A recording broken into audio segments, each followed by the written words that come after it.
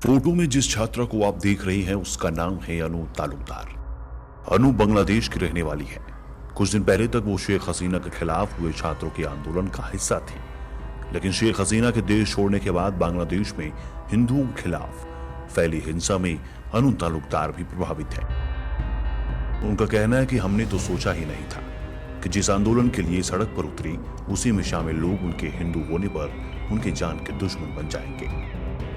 अनु तालुकदार का कहना है कि जब तक तो आंदोलन हो रहा था तब तक उन्हें यह नहीं लगा कि वो दूसरे छात्रों से अलग है, लेकिन फैली हिंसा के बाद उनका कहना है कि आज उन्हें अपने अलग होने का एहसास हो रहा है। अनु तालुकदार को लेकर बीबीसी ने एक रिपोर्ट कवर की है, जिसमें अनु तालुकदार को लेकर उनकी आप बीती लिखी है।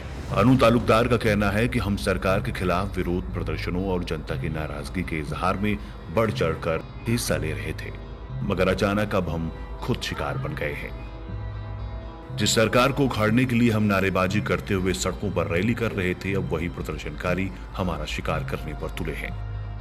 अनु इस बात को मानती हैं कि अगर देश में सत्ता परिवर्तन हुआ है तो उसमें उन जैसे लोगों का भी हिस्सा है, जिन्होंने सड़क पर दूसरे धर्म के छात्रों के साथ कंधे से कंधा मिलाकर आंदोलन किया। लेकिन सत्ता परिवर्तन होने के बाद धर्म का भेद कैसे हो गया, उन्हें नहीं समझ आ रहा है। अनु तालुकदार इस बात को लेकर काफी डरी सहमी है कि उनके साथ कभी भी कुछ भी हो सकता है। अनु तालुकदार का कहना है कि बांग्लादेश उनका भी देश है। मौजूदा अंतरिम सरकार को उनके जैसे लोगों की हिफाजत करनी चाहिए। बांग्लादेश में फैली हिंसा के चलते कितने अल्पसंख्यक प्रभावित हुए हैं उसका सही आंकड़ा सामने नहीं आया है, लेकिन वहां की सरकार की तरफ से जो आंकड़े सामने आए हैं उसके मुताबिक शेख हसीना के देश छोड़ जाने के बाद से देश के 52 जिलों में अल्पसंख्यकों के ऊपर 200 से ज्यादा हमले हुए हैं। हालांकि नई अंतरिम सरकार के प्रमुख सलाहकार मोहम्मद यूनुस बांग्लादेश के अल्पसंख्यकों को भरोसा दिलाने के लिए बयान तो दे रहे हैं, लेकिन इसका असर जमीन पर कितना हो रहा है यह अंधेरे में है।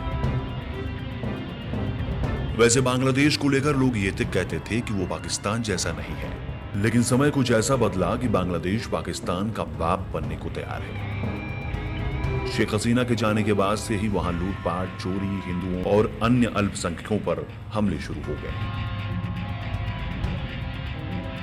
पहचान कर करके लोगों पर हमले किए जा रहे हैं। हिंदुओं की दुकानों को आग लगा दिया गया, जबकि उसी के बगल में मुस्लिम धर्म के लोगों की दुकानों को छुआ तक नहीं।